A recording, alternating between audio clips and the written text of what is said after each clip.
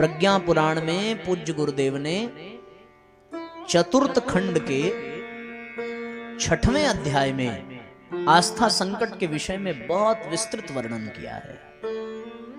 गुरुदेव लिखते हैं कि 3 प्रकार की चीजें हैं और तीनों एक दूसरे के पर्याय हैं। बस लक्ष्य बदल गया तो अर्थ बदल जाता है। एक शब्द हमारे समाज में है विश्वास। विश्वास के बाद दूसरा शब्द आता है श्रद्धा, और श्रद्धा के बाद तीसरा शब्द आता है आस्था। विश्वास, श्रद्धा और आस्था, इन तीनों का एक ही अर्थ है, पर तीनों का लक्ष्य और तीनों का केंद्र अलग अलग है। जब आप किसी संसार के सामान्य व्यक्ति से जुड़ते हैं तो जोड़ने वाली उस डोर को विश्वास कहते हैं। जब किसी महापुरुष के सद्गुणों से प्रभावित होकर के उस महापुरुष से जुड़ते हैं तो उस जुड़ने वाली डोर को श्रद्धा कहते हैं। और जब समस्त स्वार्थपरता और संकीर्णता से ऊपर उठ करके सृष्टि के नियंता से अपने आप को जोड़ते हैं तो उस जुड़ने वाली डोर को आस्था कहते हैं। सामान्य व्यक्ति से जुड़िए तो विश्वास जोड़ता है। विश्वास टूट सकता है, ध्यान रखना, विश्वास टूट सकता है, विश्वास स्थिर नहीं है। यद्यपि विश्वासम फलदायकम, विश्वास से ही फल की प्राप्ति होती है, लेकिन विश्वास टूट सकता है। क्यों? क्योंकि विश्वास अनित्य है। जो अनित्य है, जो मिटने वाला है, उस पर ही तो विश्वास होता है। इस संसार में कुछ भी ऐसा नहीं जो नित्य हो। एक परमात्मा को छोड़ करके सब कुछ अनित्य है, सब कुछ बदल रहा है। संसरति इति संसारः, जो सरक रहा है, जो परिवर्तनशील है, वो संसार है। और इस संसार में रहने वाला सब कुछ परिवर्तनशील है, कुछ भी नित्य नहीं है। जिस पर आपने आज विश्वास किया है, पत्नी जब 7 फेरे अपने पति के साथ लगाती है तो फिर वो एक विश्वास करती है, लेकिन वो विश्वास उसका टूट जाता है जब पति का प्राणांत हो जाए। 7 जन्म तक संबंध निभाने की बात, पर 1 जन्म भी साथ में निभा नहीं। कोई तो आगे पीछे जाएगा, और जब जाएगा तो वो विश्वास की डोर टूटेगी। जिस बच्चे को पढ़ा लिखा करके इतना योग्य बनाया कि वो बुढ़ापे का सहारा बनेगा, पर जब दशरथ जी के भाग्य में ऐसा था कि 4 पुत्र और स्वयं परमात्मा, तो भी दशरथ की अकाल मृत्यु हुई और उनके मृत्यु के समय एक भी पुत्र उनके पास नहीं है, तब विश्वास की डोर यहां टूटी। दशरथ को सर्वाधिक प्रेम अपनी छोटी रानी कैकेयी से था, पर विश्वास की डोर टूट गई। विश्वास की डोर ये अनित्य है, ये नित्य हो ही नहीं सकता। विश्वास अवश्य टूटेगा। विश्वास का मतलब क्या है? विष धनवास, जिसमें विष का वास हो, वो विश्वास है। विश्वास करना गलत नहीं है, लेकिन विश्वास के टूटने से प्रभावित होना बहुत गलत है। किसी ने विश्वास को तोड़ दिया तो दोष तोड़ने वाले का नहीं है, दोष उसका है जिसने उस विश्वास में आसक्ति बना ली थी। विश्वास टूटता है, इसमें कोई दो राय नहीं है। फिर साथियों, विश्वास की अपेक्षा श्रद्धा कम टूटती है, क्योंकि श्रद्धा किसी व्यक्ति से नहीं होती। श्रद्धा का संबंध सद्गुणों से होता है। सद्गुणों में श्रद्धा होती है। वो सद्गुण जिस व्यक्ति में समावेश कर जाएं, वही व्यक्ति श्रद्धेय बन जाता है। सद्गुणों में श्रद्धा का संबंध है। जहां सद्गुण है, जहां सद्बुद्धि है, जहां सद्विवेक है, जहां सन्मार्ग पर चलने का पुरुषार्थ है, जहां सत्पथ पर कदम बढ़ रहे हैं, और ये सारी चीजें अगर किसी व्यक्ति में भी हैं, तो फिर वो व्यक्ति श्रद्धेय बन जाता है, वो श्रद्धास्पद बन जाता है। वहां श्रद्धा है। श्रद्धा टूटती नहीं है, श्रद्धा कभी नहीं टूटती। विश्वास टूटेगा क्योंकि विश्वास व्यक्ति पर है, लेकिन श्रद्धा व्यक्ति पर नहीं, श्रद्धा व्यक्तित्व पर है। पर ध्यान रहे, परिस्थितियों के कारण व्यक्तित्व भी बदल जाता है। समय परिवर्तनशील है, वो सबको बदल देता है, सब बदल जाते हैं। इसमें किसी का दोष नहीं है, सब कुछ परिवर्तनशील है। तो फिर श्रद्धा भी खंडित हो जाती है, श्रद्धा भी बाधित हो जाती है, टूटती नहीं है। टूटने का शब्द विश्वास के साथ है, मेरा विश्वास टूट गया, लेकिन श्रद्धा टूट गई ऐसा नहीं कहा जाता। श्रद्धा खंडित हो गई, टूट नहीं सकती, क्योंकि वो किसी व्यक्ति के प्रति नहीं थी, वो व्यक्तित्व के प्रति थी। व्यक्तित्व बदल गया, श्रद्धा खंडित हो गई। श्रद्धा की स्थिति ऐसी है। लेकिन साथियों, इससे भी ऊपर की कक्षा में एक और शब्द देखने को मिलता है, और वो शब्द श्रद्धा नहीं, वो शब्द आस्था है। आस्था कभी खंडित नहीं हो सकती, आस्था कभी नहीं टूट सकती। क्यों? क्योंकि आस्था अनित्य में नहीं है, आस्था किसी व्यक्तित्व में नहीं है, आस्था केवल परमात्मा में होती है, इसके अतिरिक्त और कहीं नहीं हो सकती। आस्था केवल उसी में होगी जो नित्य है, जो सनातन है, जो कभी मिटने वाला नहीं है। वासुदेवः सर्वम, जो सब में विद्यमान है, कण कण में विद्यमान है। ईश्वर सर्वभूतानाम हृदय से अर्जुन तिष्ठति, जो जन जन के हृदय में व्याप्त है, उस ईश्वर के प्रति आस्था होती है। वो आस्था कभी नहीं बदलती। पर विश्वास से लेकर के आस्था तक की यात्रा को पूर्ण करना सबके बस की बात नहीं है, ये जान लीजिए। जब तक हम आस्था तक पहुंच नहीं पा रहे हैं, तब तक हम अनास्था के संकट से घिरे हुए हैं, ये जान लीजिए।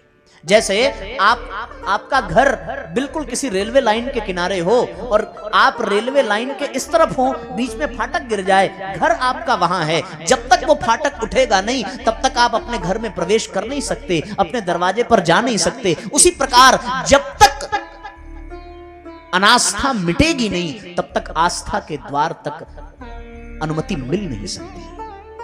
जिस दिन अनास्था मिट जाती है, उस दिन जीवन में आस्था का जागरण हो जाता है, और जिसमें आस्था का जागरण हो गया, उसे परमात्मा की प्राप्ति से कोई रोक नहीं सकता। ध्रुव के जीवन में विश्वास था, किसके प्रति? अपने पिता के प्रति। छोटी मां ने झटक दिया, पिता के प्रति विश्वास टूट गया। फिर ध्रुव के मन में श्रद्धा थी, किसके प्रति? अपने माता के प्रति।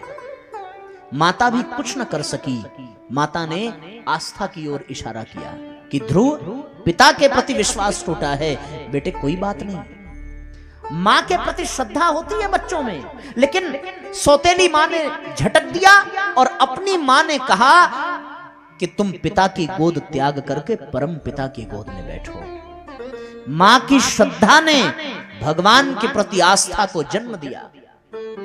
और जब ध्रुव अपने घर से आस्था को प्राप्त करने के लिए निकल पड़े, तो फिर रास्ते में नारद जी सद्गुरु के रूप में आते हैं, और उन्होंने ध्रुव की आस्था को पोषित किया, पोषण दिया। और ध्रुव की जब आस्था प्रस्फुटित हुई और आस्था का बीजांकुर हुआ, और उस बीज से आस्था का वटवृक्ष निकला, तब भैया तब फिर ध्रुव को भगवान की प्राप्ति हो गई। अब ध्रुव की आस्था कभी नहीं टूट सकती। अब ध्रुव ने जिस परम पद को प्राप्त कर लिया, उस परम पद से ध्रुव को नीचे कोई नहीं कर सकता। चाहे वो कोई सौतेली हो, चाहे अपनी हो, अब कोई ध्रुव को छू नहीं सकता। हाथ पकड़ करके उनके पद से गिराने की बात तो बहुत दूर की है, ये जान लीजिए। इसलिए साथियों, विश्वास से यात्रा प्रारंभ होती है, विश्वासम फलदायकम, पर उसकी इतिश्री, उसकी पूर्णाहुति तब होती है जब जीवन में आस्था का जागरण हो जाए। आज व्यक्ति आस्था से कोसों दूर है, आज आस्थावान नहीं है। आस्था का तात्पर्य है ईश्वर पर पूर्ण समर्पण। आस्था का तात्पर्य है ईश्वर के अनुशासन को अपने जीवन में धारण कर लेना। परम पूज्य गुरुदेव ने 18 सत्संकल्प सूत्र में सिद्धांत दिया, पहला कि हम ईश्वर को सर्वव्यापी न्यायकारी मान करके अपने जीवन में ईश्वर के अनुशासन को उतारेंगे, धारण करेंगे। आस्था का तात्पर्य ईश्वर के अनुशासन को स्वीकार कर लेना। आस्था का तात्पर्य ईश्वर को अपने जीवन में उतार लेना। जब हम कभी मंदिर जाते हैं तो फिर हमें मंदिर विश्वास लेकर के जाता है। मंदिर में मूर्ति के सामने अगर हम हैं तो वो हमारे विश्वास की वजह से है।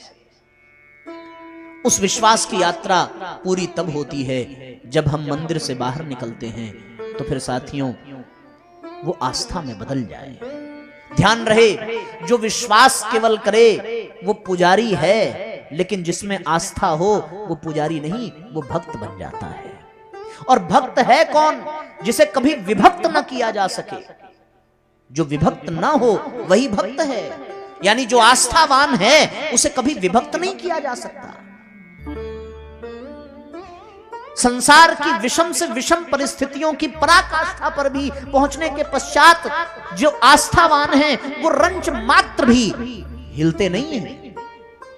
गुजरात के राजघराने के राजा विवाह करके अपने घर को वापस आ रहे थे, जलमार्ग से वापस आ रहे थे, नदी में नाव पर बैठे नवविवाहिता पत्नी को लेकर के आ रहे हैं। अचानक से तूफान आया, सब घबराने लगे। कोई तो जान बचाने के लिए नदी में ही कूद गया, और वो राजा चुपचाप बैठ करके नेत्र बंद करके मुस्कुरा रहे हैं। नवविवाहिता पत्नी ने कहा, आपको भय नहीं लग रहा है? आपको डर नहीं लग रहा है? सब घबरा रहे हैं, चीख रहे हैं, चिल्ला रहे हैं, कोई नदी में कूद रहा है और आप ऐसे बैठे हैं, बड़ा आश्चर्य हो रहा है। राजा ने तलवार निकाली और निकाल करके अपनी पत्नी की गर्दन पर रख दिया। पत्नी मुस्कुराने लगी, कहने लगी, आपको इस परिस्थिति में भी मजाक सूझ रहा है? राजा ने कहा, तलवार असली है, चलाने भी आता है, थोड़ा सा दबाव दिया तो गर्दन अलग हो जाएगी, तुमको भय नहीं लग रहा है? पत्नी ने कहा कि आपसे कैसा भय, आप तो हमारे पति हैं। राजा ने मुस्कुराते हुए कहा, कुछ ही समय बीता है, तुम्हें जैसे अपने पति पर विश्वास है वैसे ही मुझे अपने पिता पर विश्वास है। हमारा पिता अगर चाह भी ले तो इस नाव को डुबाने से कोई रोक नहीं सकता, और अगर उसकी इच्छा नहीं होगी तो फिर दुनिया की कोई ताकत इस नाव को डुबा नहीं सकती। जैसे तुम अपने पति पर विश्वास करके निश्चिंत हो, वैसे ही मैं अपने पिता पर विश्वास करके निश्चिंत हूं। इसको आस्था कहते हैं। विश्वास पुजारी बनाता है, आस्था हमें भक्त बना देता है। पुजारी और भक्त में बहुत सुंदर अंतर है। पुजारी केवल मंदिर में पूजा करता है, भक्त का पूजा गृह सारी धरती है। पुजारी केवल पत्थर की मूर्ति में भगवान को देखता है, भक्त कण कण में भगवान को देखता है। पुजारी भगवान से मांगता है, पर भक्त भगवान से मांगता नहीं है, भक्त भगवान को देता है। पुजारी कर्मकांड करता है, भक्त कर्मयोग करता है। पुजारी और भक्त में बहुत अंतर है। पुजारी की स्थिति यह है कि पुजारी संकीर्ण है, पर भक्त संकीर्ण नहीं है। भक्त अपने परमात्मा को अपने भीतर धारण कर विराट हो जाता है। इसलिए साथियों, जीवन में आस्था का होना बहुत आवश्यक है। और भगवान कहते हैं कि आज इस संसार में लोगों की आस्था ही समाप्त हो गई है, इसलिए अनास्था ने इनको घेर लिया है। लोगों में विश्वास तो है, पर जरा सी आंधी आई तो विश्वास की डाल टूट जाती है। जरा सा झटका लगा कि श्रद्धा समाप्त हो जाती है। कुछ भी घटित हो जाए, आपने देखा होगा, हमने तो ऐसे लोगों को देखा है कि जीवन में विषम परिस्थिति आ जाए तो उन लोगों को हमने देखा है, वो अपने पूजा घर के मूर्तियों को निकाल करके फेंक देते हैं। देखा है हमने ऐसे परिवार को। हमारे कहने पर एक सज्जन ने दीक्षा ली, 5 साल बाद उनकी पत्नी का देहांत हुआ तो वो सबसे पहले गायत्री माता का ही चित्र ले जाके फेंक आए। जब हम गए तो देखा भैया वो घर के बाहर पड़ा है, तो फिर हमें पता चला। हम कह लो, अब इनको लग रहा है कि हमारे गुरुजी हत्यारे हैं, इनकी पत्नी को मारने वाले। गायत्री माता पिशाचिनी बनकर के इनकी पत्नी को खा गई। ऐसे लोग आस्थावान नहीं हैं। भगवान कहते हैं कि फिर इसी आस्था के अभाव ने जन जन को इस स्थिति तक पहुंचा दिया कि आज लोग कलयुग के ग्रास बनते जा रहे हैं। अगर आस्था होती तो फिर बात बन जाती। इसलिए भगवान कहते हैं कि शिक्षा, स्वास्थ्य, सुरक्षा, संकट, धनपद आदि हानि का झंझट, ऐसे ही वर्तमान में घट घट व्यापित विकट आस्था संकट। जैसे शिक्षा का संकट, जैसे धन का संकट, जैसे स्वास्थ्य का संकट, वैसे ही आज इस संसार में आस्था का संकट है। आस्था ने जन्म ले लिया, अनास्था ने जन्म ले लिया, आस्था संकट में है। और इसका परिणाम ये निकला कि लोग भगवान से दूर हो गए, क्योंकि आस्था ही वो डोर थी जो हमें भगवान से जोड़ती, उसके अतिरिक्त और कोई विकल्प नहीं था। अहिल्या के पति ने अहिल्या को छोड़ दिया, अहिल्या के बच्चों ने अहिल्या को छोड़ दिया, उस आश्रम में रहने वाले शिष्यों ने अहिल्या को छोड़ दिया, यहां तक कि जो जीव जंतु रहते थे गौतम ऋषि के आश्रम में, उन जीव जंतुओं ने उस आश्रम का परित्याग कर दिया। लेकिन अहिल्या ने उस आश्रम का त्याग नहीं किया। गोस्वामी जी ने दर्शन कराया है कि एकदम खंडहर बन गया वो आश्रम, सब चले गए, अहिल्या नहीं गई। क्यों नहीं गई? केवल इसलिए अहिल्या आस्था से बंधी थी भगवान से, बाकी किसी में आस्था नहीं थी, सब छोड़कर चले गए। लेकिन अहिल्या की आस्था ने अहिल्या को बांध करके रखा था, और फिर उसी आस्था की डोर ने भगवान को खींचा, और भगवान का स्पर्श पाकर के अहिल्या गई पतिलोक आनंद भई, अपने पति के लोक चली गई, यानी परमात्मा के लोक चली गई उस आस्था के बल पर। भरी सभा में एक से बढ़कर एक धनुर्धारी, एक से बढ़कर एक शक्तिशाली, जब तक विश्वास की डोर को पकड़ रखा था द्रौपदी ने, तब तक वो दर दर की ठोकरें खाती रही। लेकिन जब विश्वास की डोर टूटी, तब श्रद्धा की डोर थामी, और फिर पांडवों की ओर निहारा। पांडवों की ओर विश्वास था, पर पितामह की ओर श्रद्धा थी। विश्वास की डोर टूटी, तब पितामह को पुकारा, द्रोणाचार्य को पुकारा। वहां श्रद्धा की डोर टूटी, तब आस्था की डोर काम आई। उस आस्था की डोर से अपने भगवान को बांधा, और द्रौपदी पुकारने लगी, तब भगवान को आना पड़ा। जीव आस्था से अगर जुड़ा रहे तो भगवान स्वयं अपने भक्तों के वश में रहते हैं। इसलिए साथियों, आज अनास्था का दौर है। अनास्था के कारण लोग भगवान से विमुख हो गए, लोग भगवान से दूर हो गए। और भगवान स्वयं गीता में कह रहे हैं, दैवी ये शाम गुणमयी मम माया दुरत्तया, जो मुझसे दूर हो वो मेरी माया के चंगुल में फंस जाता है। मामेव ये प्रपद्यन्ते माया मेताम तरन्तिते, मेरी शरण में जो आ जाए वही इस माया से तर सकता है। पर मेरी शरण में आएगा कैसे? जब जीवन में आस्था हो।